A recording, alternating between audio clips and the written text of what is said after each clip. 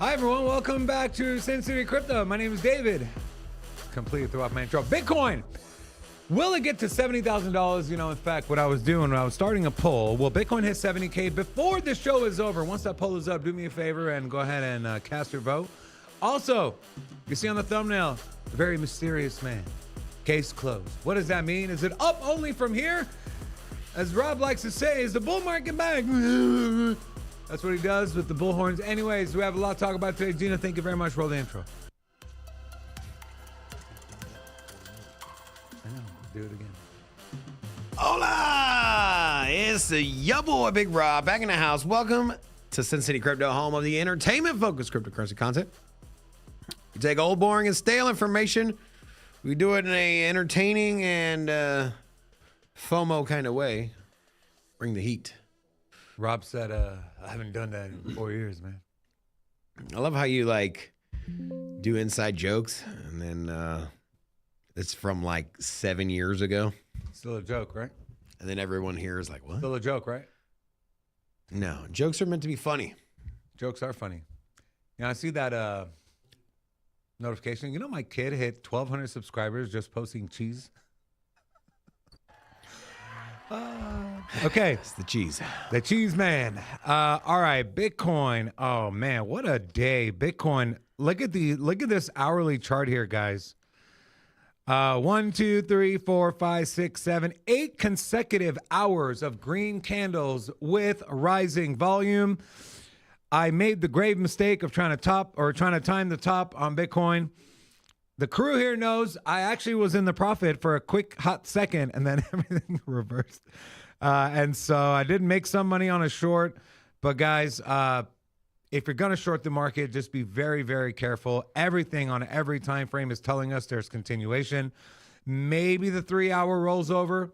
We had this trend line drawn, and we'll get into more of the TA stuff on the trading show with Brendan a little bit later. But this is just a massive Morningstar pattern. Look at that daily candle. We had this trend line drawn out that obviously we have reclaimed.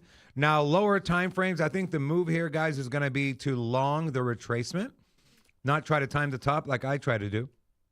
I had a very tight stop loss, so it was okay. It was just, you know, I knew I was gambling a little bit.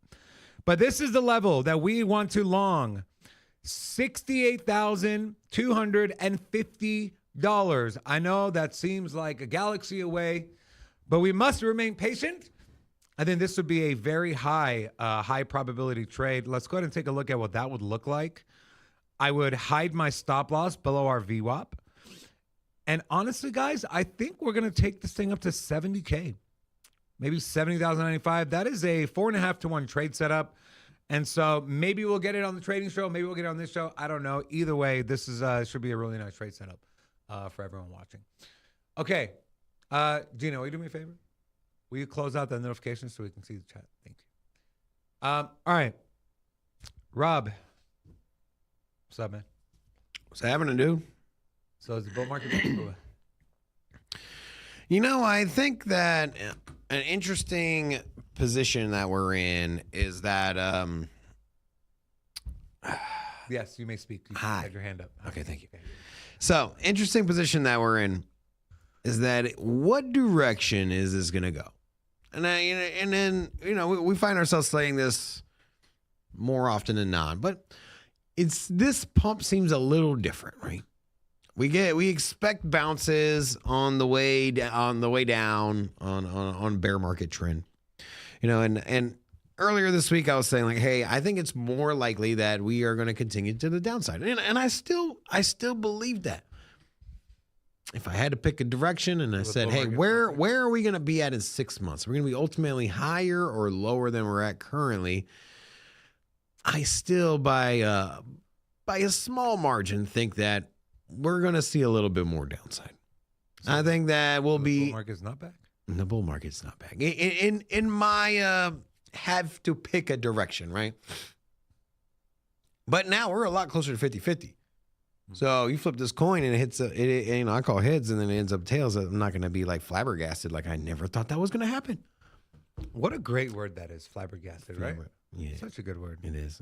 So, you know, I asked myself, I'm like, what are we going to see? Because on the charts, we've clearly broken out of the downtrend here. Now, you can ask yourself, are we seeing a bounce? Is this more a dead cat bounce? Are we going to see more downside? That's the big question right now, right?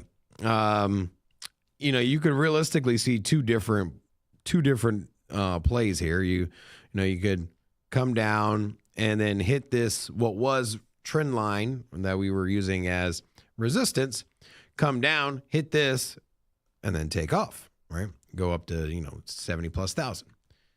And I was talking to David this morning. I said, you know what? I'd like to see that. I'd like to break up above 70,000 and then maybe come back and retest and then off to the races. That's what we want. That's what I want. I want it, man. and something else is like, could be something very similar to what we saw here, right? Now, I want to bring up 2021 because 2021, we saw something that if we do rally a little more to the upside, it could be something that's very similar to here. Now here, okay, this was 2021. This was the price action. We're going to focus in here on this area here, right? This is between February and May. We saw Bitcoin move from 30,000, put in a new all-time high above 60,000. Something very comparable to our move that we got here, prior to this, to this dump here. Oop, my apologies. I was on the... That's a beautiful line. Thank you, bro. The greatest line. Thank you, bro. I'm just gonna leave that line there. That line's gonna have significance. You see that little left arrow to the top there? The very, very top. Slide over to the right. Slide over to the right. Top bar. Keep going. By replay. Next to replay. You see where replay is at the top there? Yeah. Right there. If you do undo, no, not that one. I already got rid of it. Oh, okay. You're messing me up, man. You messed yourself up. I'm trying to help you. All right. Anyways. Now you got to uncheck replay, Rob, because it'll take it back in. Uncheck it? Yeah. There you go. I'm messing around with the replay. All right. So anyways, if you take a look here, I want to draw some comparisons to what we're seeing between the last bull market and this one. And so if we focus here on this, so we had this move, we went from 80,000 or 70 something thousand, we moved up to 124.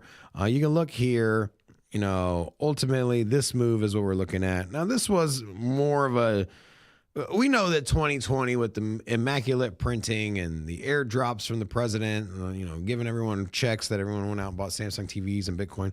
And this move here, albeit parabolic, we did see this very, very interesting pullback. So we went from 60,000 and we sold all the way down to 30. And I know I brought this up before, but what I want to focus on is this little bounce that we got here. And this is what I'm concerned about. This bounce here, this is what I am concerned about. So if you take this trend line, you draw it here this way, you draw this here. This is coming off of the high where we came in from 60,000 and then we ultimately came down. We bottomed down at 30,000. So we lost 50% here. We had a candle wick down to 30,000. And then we consolidated here. We found this trend line. Look at this trend line here at the top. This trend line was resistance in this consolidating wedge here. And then we broke out. And then this right here is what I want you to focus on. This breakout here from 35,000 to 41,000. Everybody was talking about how we're back. Look at this. Ultimately, that got invalidated. We came back down. We chopped here, and then it was 2 months of this price action. But then on the flip side, we ended up breaking out and then putting in a new. We ended up breaking out and putting in a new all-time high. And so you look at this wedge, descending wedge. I'm telling you, this is what I believe is going to happen. I think we're going to see the same crap here. I think the same thing is going to play out here. I think that we are going to break out above this trend line that we've been using as resistance. I think that we're going to come back down, and then ultimately we'll do one of these numbers. I think we get a repeat from what we saw in 2021. That would be an pattern right there. Yeah. Okay, so you think there's another push up and then down? Yeah, and it's right here, bro. It's right here. Yeah. We've already been down this road. The lonely road. The lonely road, man. So, two things to play. Two things here. Big Rob has spoken. One, we rally. We get over to 75,000. More euphoria. Then, hey, we pull the rug out. goes down to 50,000. And then after that, we go down, we tap 50K. Off to the races. Is that your bottom 50K? I think so. Okay. Maybe we wake down to 49, 47, but yeah. Okay. Damn it. I should have shorted Bitcoin, bro. You know, okay. So this is, I'm trying to win some money for our people, okay? Best caption wins $100. You want to help me with this caption here, Rob? You know who these guys are? That's the Jakey Solana guy, and this is the really ugly guy. The guy that'll like sell his whole personality for views. So help me. You're pretty good at these, right? Best caption wins $100. If we win it, we're going to give it to our community. So help me out here. What's a good caption for this one? Also, chat, feel free to help me out. Thank you. State Puff Marshmallow. No. Shorted. No. We'll come back to this, okay? We need some brainstorming here. I know I put some people on the spot here. Now, I do want to talk about this. Can we AI his body, put some tats on him? Let's actually look at his tattoos. So Hill House, welcome to the show. He's got a sombrero on the nipple. He has a horrendous looking T-Rex on there. Yeah, what on a skateboard. When pigs fly, safety third, MTV. And then we got that guy. He must get the freshest air possible, right? I mean, my dude over here, he's getting all that good air, you know? Anyways, help us out with the caption. If we win, we'll give away the $100. I do want to share this. I spoke about this yesterday. This has been a hot topic. This is what people are pointing to as to why crypto is having those weird price action and why we're actually going up now. Did you get a chance to read through this? You know the gist of it, so I don't got to go over it. I know the gist of it, yeah. Okay. So to put it in a nutshell, Jane Street, one of the largest quant trading firms in the world, they literally move 10% of the markets at any given time in value. We're not talking about the crypto market. We're talking about the stock market. They figured out that Terraform Labs was moving liquidity from pool 3 to pool 4. And before Do Kwon was able to replenish the Curve 3 pool or shut it down, Jane Street put in their largest bet ever, selling 85 million UST in pool 3, knowing the liquidity wasn't there. That started the cascade of it completely collapsing. On the back end, they said, hey, we'll help you guys out, said Jane Street, only to make it worse. And ultimately, the demise of Terraform and the beginning of that massive bear market. Now, some supporting evidence also from Zero Hedge. For the first time in 2 months, a full day of Bitcoin trading without a motivated seller taking out the entire bid stack in one trade to crush momentum. And then you had this as well. This was posted by Quinton. Jane Street gets exposed of market manipulation 24 hours later. Bitcoin up 7%, ETH up 11%. XRP and Binance up as well. Now, before I send it over to Rob, I do want to give a big thank you. Today's show is brought to you by Stake.us.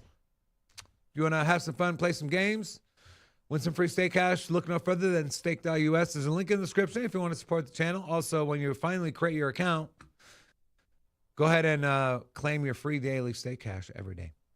Rob, I gave my thoughts on this yesterday. This is a very hot topic here. What are your thoughts, and do you think there's a correlation between the price going up and what happened with Jane Street? Or, I mean, what do you think here? What's your kind of overall thesis, consensus? Also, I'll throw one more thing in. I know I'm throwing a lot. But people said the Clarity Act, this is why everyone is waiting for the Clarity Act, specifically large institutions, is it would get rid of things like this. With what Jane Street was doing. You think it'll get rid of it though? At least it'll put some sort of make it more difficult. consequence. Yeah, or make it more difficult. Yeah. Even okay. So the Clarity Act, and I won't speak very much on the Clarity Act, but the Clarity Act ultimately is to put similar structure for transparency and accountability and just kind of the rule structure for companies on how to operate, Right. Particularly in stable coins. And well, you had a stable coin with Terra Luna. And so, it's to make it a little bit more efficient, right? And a little bit, you put yourself at a little more at ease because stable coins are not your typical blockchain protocol where it's decentralized. You got a company that issues out dollars and by full faith of what they minted say, hey, yeah, we got the reserves in the back end. And so, yeah. Could that alleviate problems? 100%. But where I was getting at this is that, there's plenty of manipulation. There's plenty of paper trading, particularly with commodities in Wall Street, in government. And so will it prevent things like that from happening? No, because we've seen that the Wall Street will go under, right? Wall Street goes through bear markets. Wall Street goes through massive liquidation events because companies are just fraudulent and they just do it in a way that is, well, one, illegal, or two, deeply shaded, and they do it in ways that they pay a lot of smart people to be like, how can we cover this up legally? So what does Jane Street mean for the market? I know what I normally will dismiss these things as like, it's not that big of a deal. You know what? I think it is. I mean, I think that the market has responded. I think that when you see that, like, hey, there's such an influential piece of the puzzle. So hold on, real quick. Hold on. So you're saying the move is not because all of a sudden there's no more manipulation. The move is that people feel more comfortable that they got sued and they're put in the spotlight, so it's the people's money versus the natural movement. I think it's a little bit of both. I think it's more the sentiment. I think that people are like, you know what? We don't need these companies here that are fraudulent. Like we're gonna expose you. And were they actively pushing downside sell pressure currently in this immediate market over the last 3 months? Probably. Did it come to an end in the last week? Perhaps. But I do think that the thing that probably moved the needle more is that institutions, because I mean, you got to think how many privied people already knew what there was going on, right? Because most of the time this crap happens, and there's a small group of high net worth whales that know what's going on. They're sitting around dinners and be like, man, Jane Street just be fucking shit up. Like, I wish I could come out and call these dudes out, but I can't. Because why? Because they're sitting at the next table over to me. And they're friends with my cousin. And so, because... By the way, did you know Jane Street was the company that Sam Bankman-Fried was born out of? Fun fact. Yeah, and it's a small circle, right? These especially these super high net worth, the whales, the institutions. Oh my God. These people, it's small circles. So these people, they operate in a ring, right? And they all know what they're doing. It's just like if you were at your job, right? You know exactly what your competitor is doing. You know who the big players are. You know who the influences is.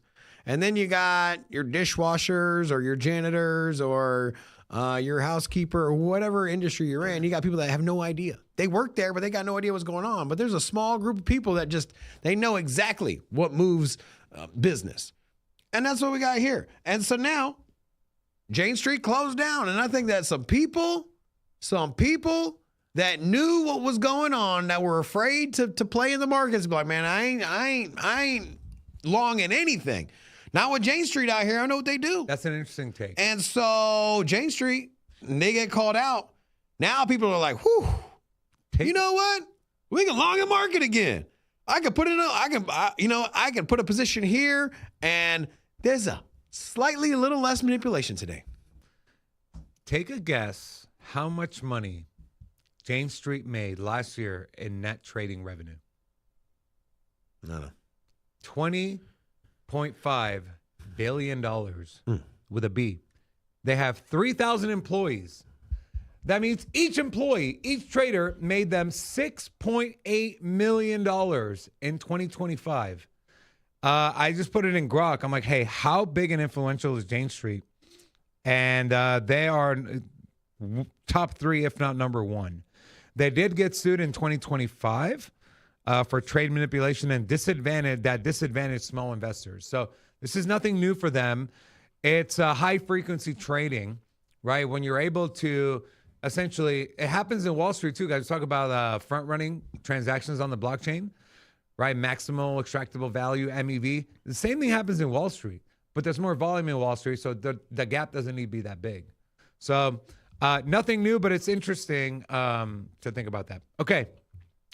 Rob, let's take a look at the markets, and then we'll send it over to Brendan. Maybe you can give me a trade that I can make some money on. All right, so biggest gainers here on the top 24 hours. Polkadot leading the way. What? You know, interestingly enough, you got a lot of the Garbage? I mean, I don't want to say garbage, but you do have a lot of layer ones that were deeply disappointing this bull market, that were doing horrible against Bitcoin, and they're doing well. What are those projects? You got Polkadot, Near Protocol, Avalanche, Uniswap here. You can make an argument that Uniswap has performed well this year at times, but ultimately it hasn't. Some ones that are in here that have performed well this bull market, Virtuals and Aerodrome, those out of the picture here. We're seeing a move from some of the projects that really sold off. The one I want to highlight is Avalanche.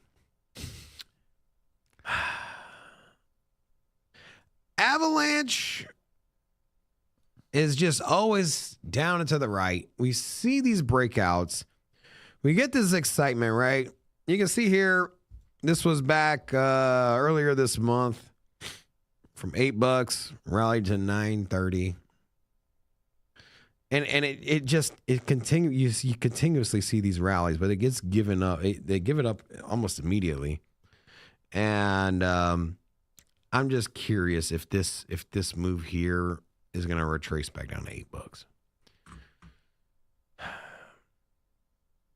This is the one. This is the most disappointing crypto that I have exposure to.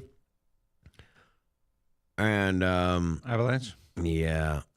I think it's going to, interestingly enough, I think this $10 is going to be very on the interesting. Day? I can't see. The 24 hour. What is it up? It's up like 16%. Oh, that's not bad. Yeah. Okay. And so it's got a strong move. So up 16%. I mean, prior to the Bitcoin rally, it was at $8.20. It's knocking on the door at $10. This was right at the top 10, man. I think it broke the top 10 briefly at one point. It's outside the top 20. It's number 24. It's just quickly falling in market cap. And it was over $100 at one point. It's at $9. You know, and so I still got faith in this. I'm going to keep a close eye on it. But anyways, I just wanted to show you that, you can make a similar argument for Polkadot.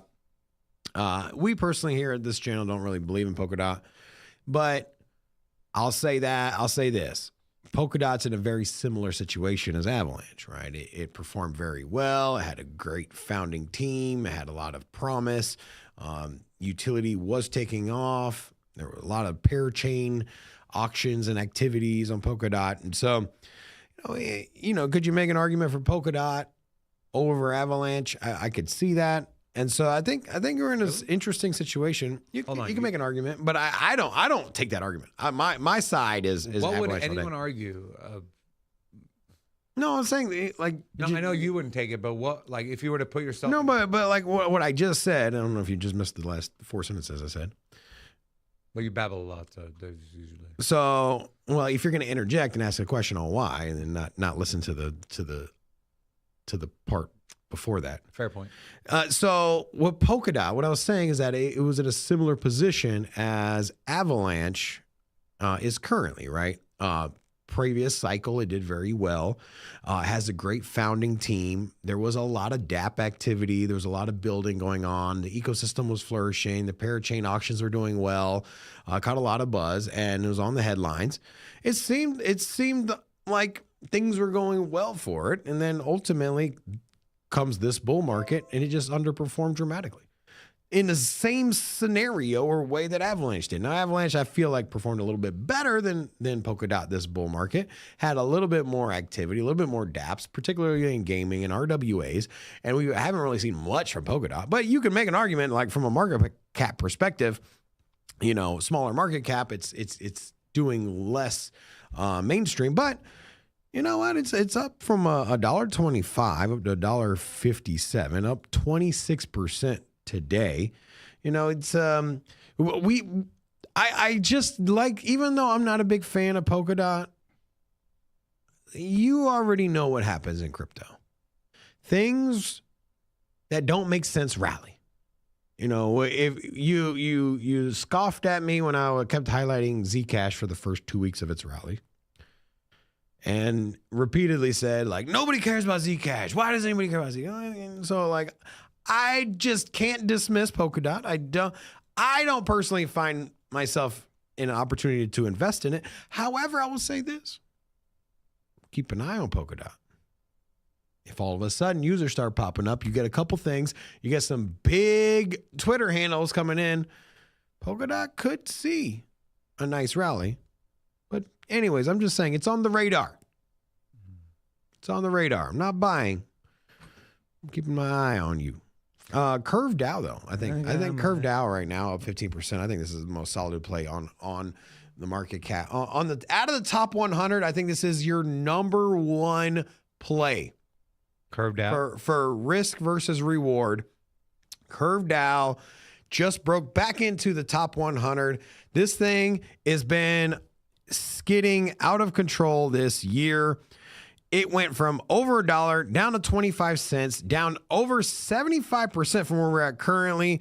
Earlier this week, it was down to 20 cents. We're seeing a clear rally. Obviously, the rally coincides with Bitcoin's move in the last 24 hours. But prior to Bitcoin breaking out, it already broke out. It was down to 21 cents when Bitcoin was way down. And this was a day ago when we saw a breakout with Curve DAO prior to Bitcoin move, and then it's been accelerated by Bitcoin's move. So I'm taking a stand here. March will be the Curve DAO. Will be the month of Curve DAO, especially if you get the Clarity bill. Tell me what crypto would benefit the most from the Clarity Act passing? I make an argument that it's Curve DAO. It's going to be... So we got the Genius Act with stablecoins, right? That's kind of Curve DAO's... But don't you agree that Clarity followed by Genius Act? You know what I mean? Like, well, the Clarity Act, the holdup is with the banks and, you know, the stablecoin issuers or the platforms want to be able to give people 5-6% on the stable coins. Banks don't want that, obviously. How does Curve DAO make money? Well, here's the thing. I want to see what the language is in Clarity Act on who can issue the stable coins, and who can also provide those, you know, who can compete with the banks to provide the rewards. If decentralized protocols like Curve are one of them, then yeah, I would agree with you. But I haven't seen it. So, but it's I like Curve. I've been on Curve for a while. I think out of the top 100 is my favorite pick. So, oh, Ashley's back. Oh, what up? Wow. Yeah. Mike Vollmer said hashtag free Ashley. Nope. Been locked up in the back. Straight through Yale. Straight through Yale. Yeah, I don't know. All right. Did you come up with a thing yet or no? One thing. No. You're lame. Big news coming out of Canton. Chainlink data and interoperability standards are now deployed across Canton. So Chainlink plus Canton. Data stream, smart data, NAV, and AUM, proof of reserve in production, real-time pricing, secure cross-chain transfers is a big one, and CCIP integration is underway. You take a look at RWAs. Well, not RWAs, but it's from RWA. Watch this. AAVE surpasses $1 trillion in all-time loans, the first DeFi protocol to reach the $1 trillion milestone. In honor of this, I'm going to send it over to Brendan. What does AAVE look like? And if I'm excited by this news and I want to go in on AAVE, where should I be looking at? All right, let me pull an AAVE chart up for you real quick. All right, let's see. All right. Well, if you're looking to buy AAVE, let's see. So if we go up to the 4 hour, we've got a good area of support here. And then a little lower, we have a low. But I think that this area here, the top of it is 112.26, which is $10 off from where it's sitting at right now. I think that that's a good zone, but also we're seeing movement to the upside. Last time we touched this zone, we consolidated in it for a while, and then we moved out of it. This is a pretty good move to the upside, about 20%, and so I think that we're going to see another 20% move right here from AAVE, and I think that if we retrace back down and touch this zone, or we'll find new support, right? If we burst through this area of resistance here, we'll find new support in this resistance, and then we'll just keep making higher highs. So I think that this area right here was a good place to get in on. There's still places to get in, probably this unfilled 4 hour right here, if this candle closes and continues to make this fair value gap, and this candle closes in about an hour, 53 minutes. If this fair value gap holds, this could be a good spot to try and get in at, the retracement of the midpoint of that fair value gap right there, which would, if held up at this current moment, would sit at 119.82. So that's what I'm seeing on AAVE. Okay. Is there a short term, or I know you're on the high time frame, but is there a short time frame? Let's see. 5 minute. Let's go to the 1 minute. 1 minute right now, we're seeing a bullish change of character. Me personally, I mean, this bearish change or we'll show you a bearish change of character. Bullish change of character got rejected. Bullish change of character made a move to the upside and then got rejected. So that's a pretty good move right there. I would wait for a bullish change of character here. I like the bullish way, but we'll just have to see what happens. Okay. Rob, what are your thoughts on AAVE, man? You think this is a undervalued altcoin? It's sitting at, what number is it sitting at? AAVE's at number 38, 1.8. So the value of this is 1.8 billion, but it just crossed $1 trillion in loans. So there's a little bit of discrepancy there. What are your thoughts on AAVE? And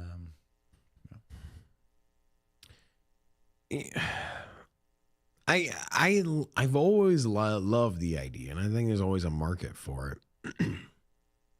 However, there's competition now. You might say, who's the competition? Who's got bigger? Like, the competition are the banks. The banks are letting you borrow on your Bitcoin, on your crypto. There's mortgages that you can get now, not from some small little crypto exchange that's allowing you to pull in. No, like, you can go to your bank. You can say, hey, I have $1.5 million in Bitcoin. It's sitting here in my hardware wallet. They can verify or whatever it is. And you can use that as proof of net worth or income or whatever it is to get a house. And as soon as the Clarity Act and, as soon as the Clarity Act is done, I think what you're going to see is the banks just straight giving you a mortgage off of the crypto, right? Right now, you can use it as like, hey, this is my net worth. Cool. Like, yeah, now I'm approved for X amount of mortgage. Ultimately, that's by extension, kind of the same thing, right? Somewhat. Yeah. You're not putting your Bitcoin in a liquidation point. You know, you're not putting your Bitcoin up at risk, but you're saying like, hey, I can qualify for this loan because I have this amount of net worth or this amount of money, assets. It all goes into account for mortgages, for very large loans, mortgages, which AAVE is for large loans. Some people maybe use it for mortgages. I think is not really a thing. No. But anyways, they have the app, remember? Yeah. So anyways, I think the biggest competitor is banks. And so even in a world where AAVE does well, I think that the banking sector, when it comes to leveraging crypto, is going to take off. And I think that DeFi lending is going to take a backseat for a little while. That's it. Yeah, I mean, if you're asking me how I feel about it, that's how I feel about it. I think unless two things happen. Number one, the barrier to entry is as low as the banks is. It's as easy, it's as understandable, and it's as relatable to the average consumer as possible. Let me ask you. Right? Would you hold on, the second thing is the rates. The product has to be 3 to 5x better than what your bank is giving you to where it's an absolute no-brainer. I think those two things need to happen if AAVE wants to compete in that. Let me ask you a question. Yeah, okay. You want to buy your dream house. Your home to live in, not one to buy to buy and rent. I'm a very simple man. Let's just say you want a $500,000 house. So, medium price house here in Vegas. You want a $500,000 house.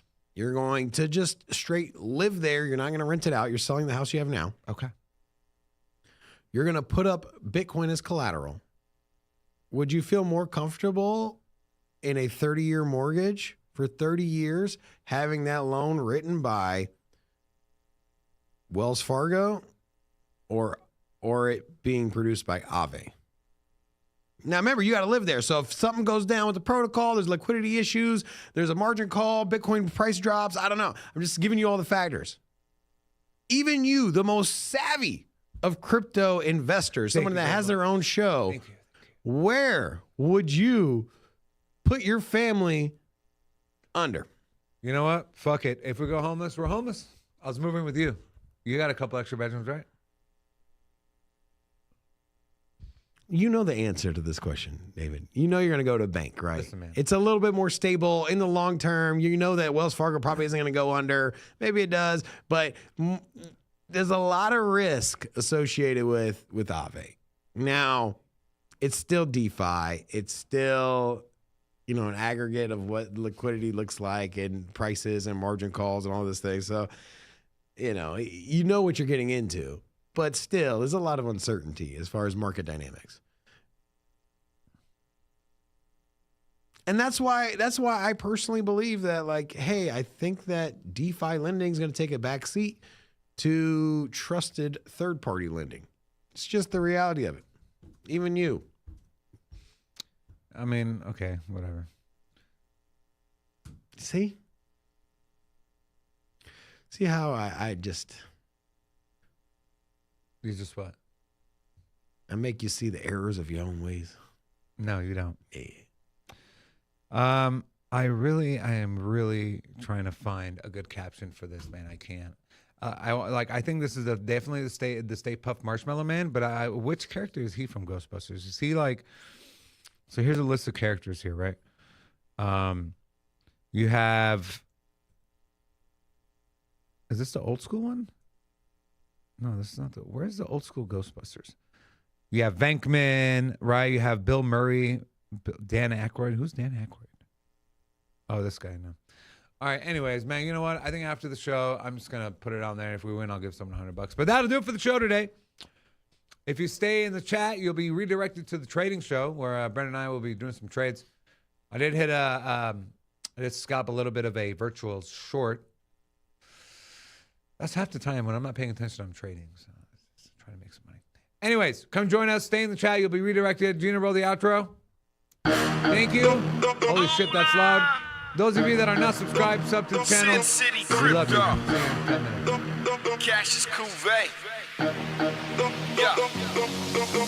Sin City, crypto, everybody know we here for. Entertainment and info, gonna show you how to get that big dough. So every day stay tapped in, for big facts, no capping. With Bitcoin, if you're in then you win, we divide the pie with no fraction. It's Big Rob, David, I split the game but they gave it. Name accordance your favorite, I got dry powder, why save it? To the OGs, new beginners, special shout out to the well members. Buy the dip, sell winners, ain't really nothing you can tell sinners. Tune in for the latest new flavors, they gonna teach us mean coins. They polarizing like barbecue chicken pizzas, I laugh with a major grin. Laggers, we trade them in, baddies, they came to sin. And sinners gon' play to win, screaming hola, till my bags are flowing over. Hold ya, to the moon and to the solar, won't I? Don't be letting FOMO control ya, it's over when the finger tornado close ya.